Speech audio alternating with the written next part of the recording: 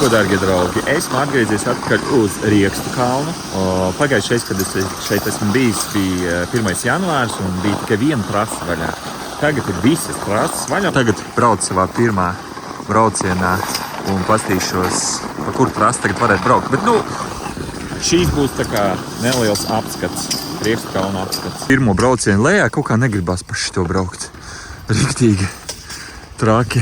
Jāiet, jāpameklē, kādas vēl te trases ir. Kāds man var pateikt, kāpēc pieņemsim slēpotājiem, ja? Ir, lūk, šādi zābaki, kur viegli var tiši aiztaisīt ciet. Ar snowotājiem viss vienmēr ir ar šņurēšanu, kas man liekas ļoti nērti. Kāpēc tāda starpība? Kāds ierakstiet komentārā, kāds pieredzējis snowists vai snowboardistiem vienmēr ir šņurējumi jāpēr. Snowparks. Te es nebraukšu, es nemāku plekt tramplīniem. Interesanti trasīt. Bet cik tālu viņa ved? Jāpastās. Pilnīgi svaiga trase. Tikko mēs esam vieni no pirmiem, kuri brauc pa šejiem.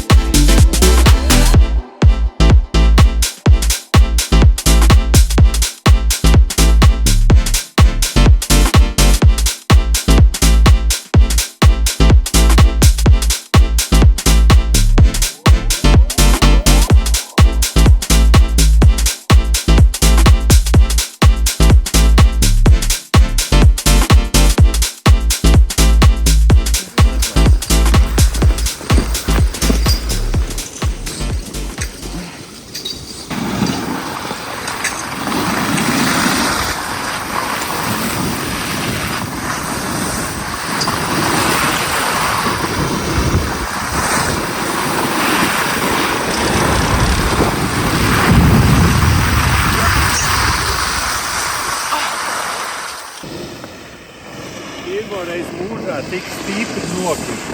No visa spēka ar galvu.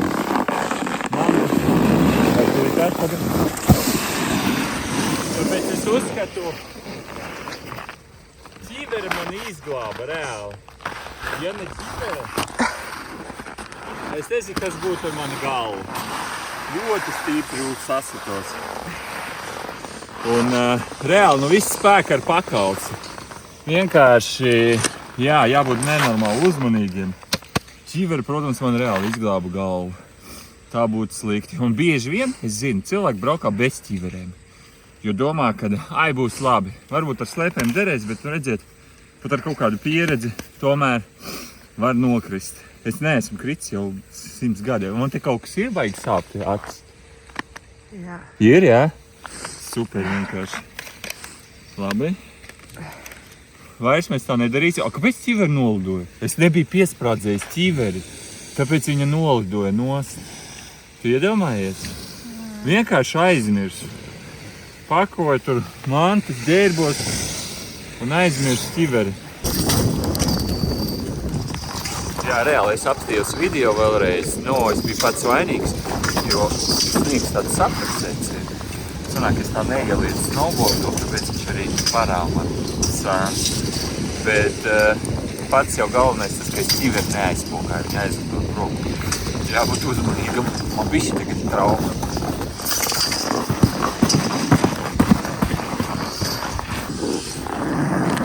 Nezinu, kaut kas nav kārtībā ar to trasi, jo tagad atkal otrs mēģinājums un es braucu kā iesācējs. Nevarēju normāli pagriezt.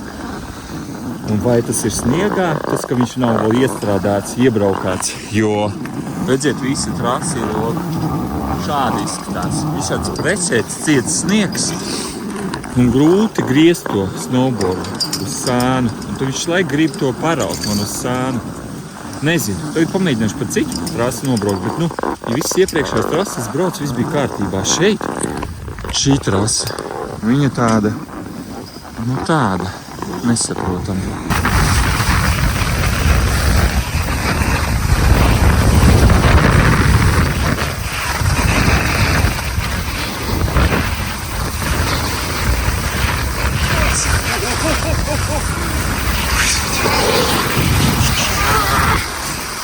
Nav mana diena reāli. Visu laiku krītu. Man ir vēl viens jautājums, varbūt kāds zina, vispār cik dārgi ir uzstādīt lūk šādas pacēlājs. Jo principā, teorētiski, te nav nekāda sarežģīta tehnika.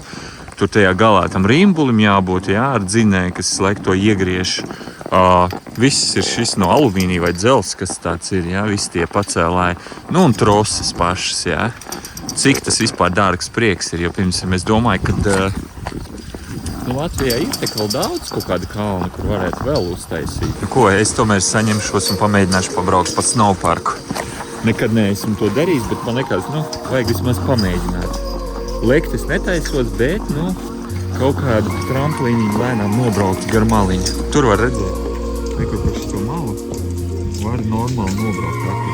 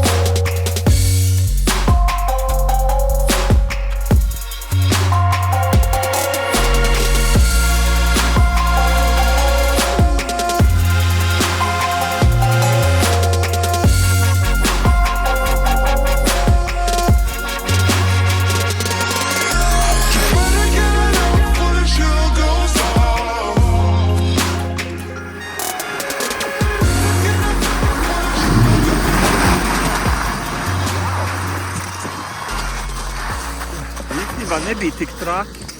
Lekt es neesmu pārliecināts, vai es vēl varētu palikt, bet es domāju, pāris reizītes jānobrauc, jāpamēģina. To es visu laiku negribu filmēt, jo operatoram arī ir grūti.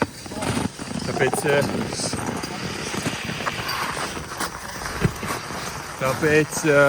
nav tik traki.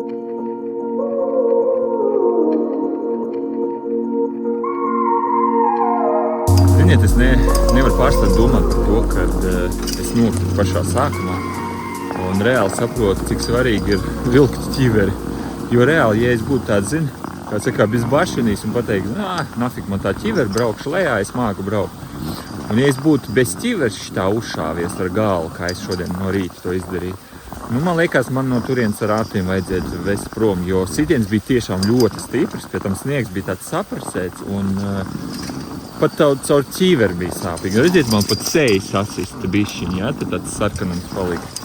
Tāpēc velciet vienmēr ķiveres, vienalga, cik jūs esat pārliecināti par sevi. Pietiek tikai ar vienu kritienu un tad būs čau.